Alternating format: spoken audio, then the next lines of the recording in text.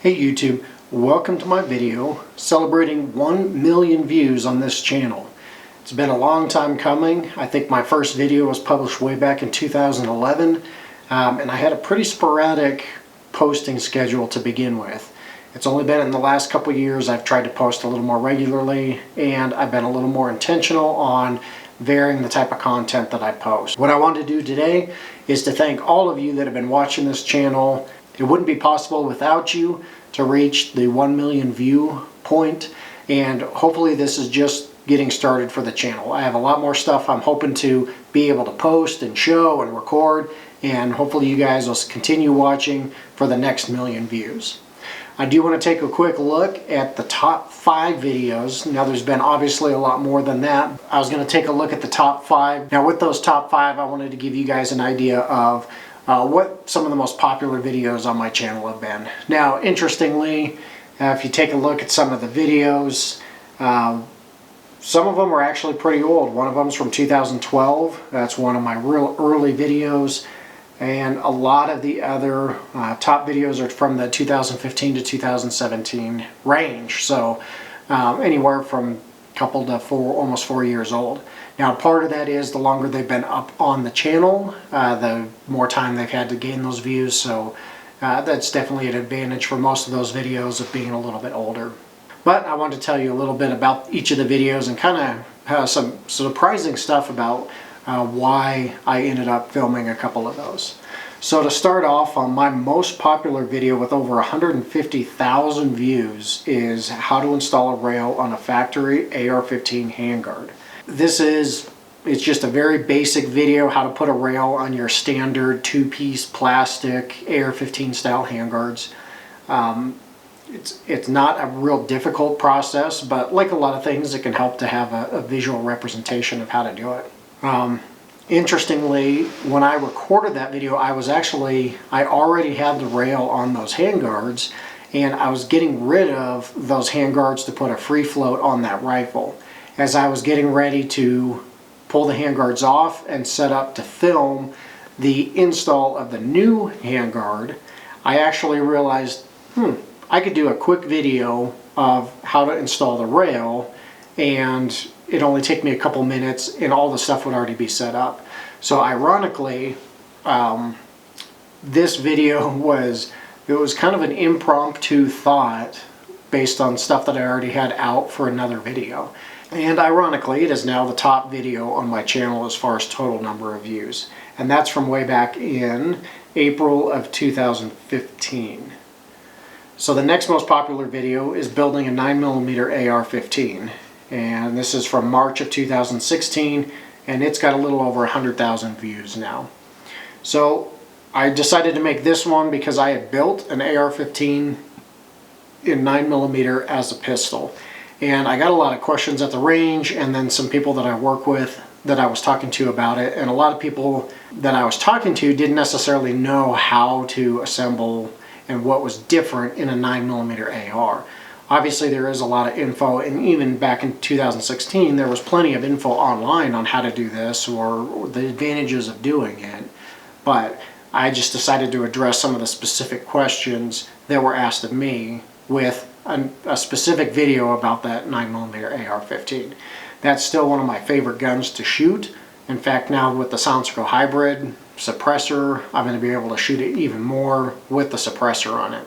That was another pretty easy video to make, just talking about some of the things that I had personally considered when I went to build my own 9mm AR. Alright, so number 3.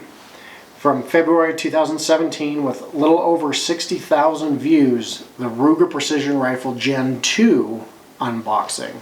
Now what was interesting about this is I did a lot of research, I watched a lot of videos on the Ruger Precision Rifle Gen 1. And I'm very rarely an early adopter of a lot of these gun and shooting products, largely because I don't have a lot of money available to just go out and buy the latest, greatest of everything. As you can see back here, I recently posted the video on the Vortex HD Gen 1 scope that I bought.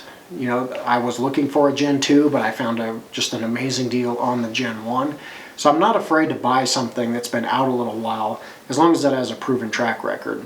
when I was looking to buy a Ruger precision rifle for match use as kind of a backup rifle and as a rifle that potentially my son or wife could use to shoot long range with me, the Gen 2 had a lot of features that I really liked about it. I wanted to be able to shoot it suppressed, I wanted the improved free float handguard, and there's just several things that I liked about the Gen 2.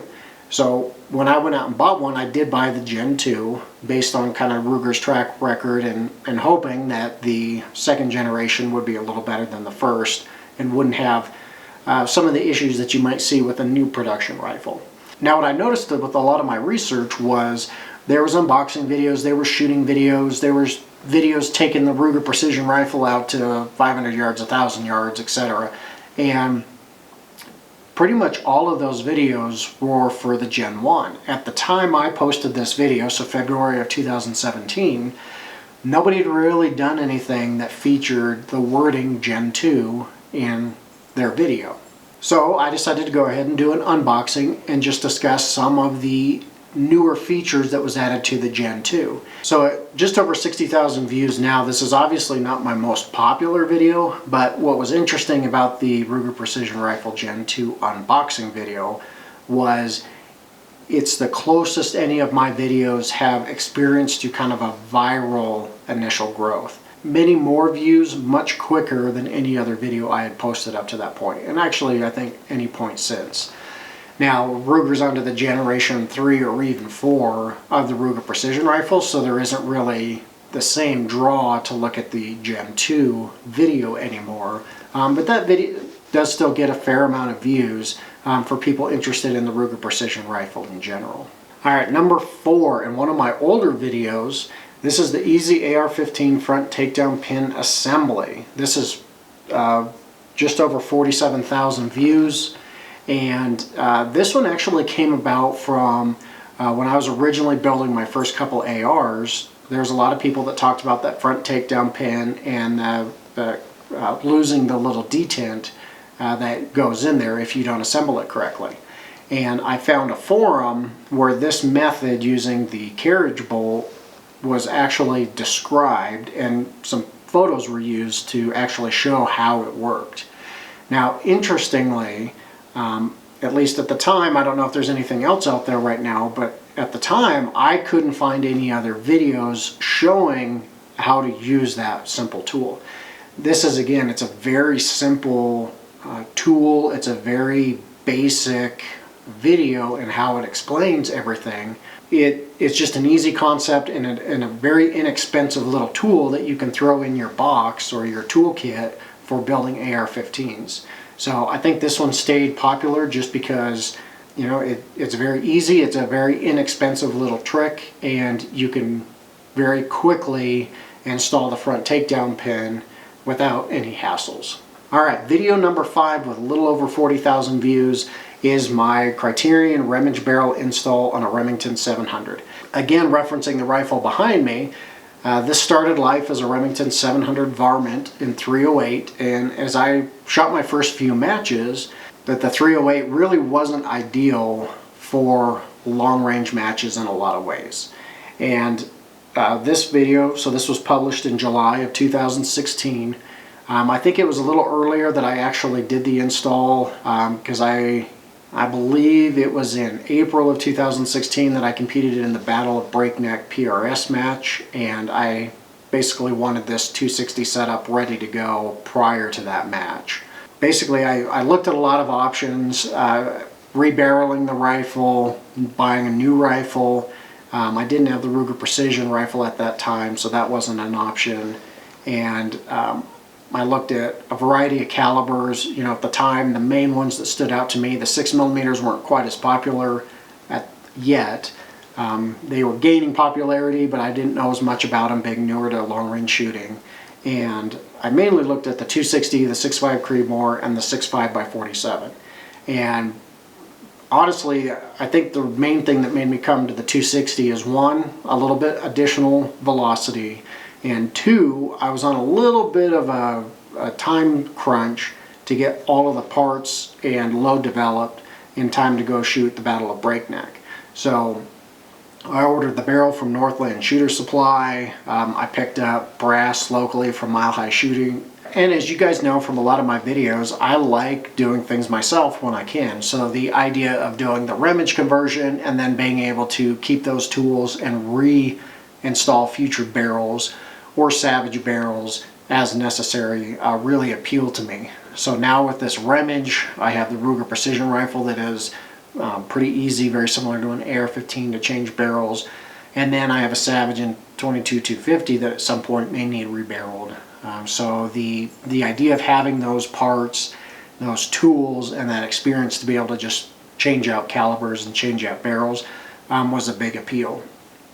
So this video just basically was a documentation of my process of installing this 260 barrel on my 308. I'm guessing one of the reasons why this video has kind of stayed popular, even though the remage conversion itself is not the most popular. So you can get a Savage style barrel that uses a barrel nut now pre-made for Bighorn, for Tikka, for Remington obviously, for Savage obviously. I believe I've seen them for Defiance. Even recently I've seen them for Seekins for their Havoc action. So there's a lot of opportunity right now for the guy that wants to kind of do it himself and install his own barrel using a barrel nut. And it's really not that difficult. It does need to be done carefully and correctly, but it's definitely something that the hobbyist can do at home with the right tools and the right go, no-go gauges. Alright guys, so those were my top 5 videos that helped me get to 1 million views. Now hopefully that's just the first million and I'm going to continue to climb from there. I can't do it without you guys watching, so if you haven't, please subscribe. Please like this video, hit the bell to get notifications, and what I really like is, go ahead and leave some feedback, what you'd like to see. Give me some ideas, long range shooting, suppressors, things like that. What questions do you have? What would you like to see? How can I answer? How can I help you to better understand or to get better at long range shooting? Once again guys, thanks for watching. Stay tuned for the next videos and hopefully the next 1 million views.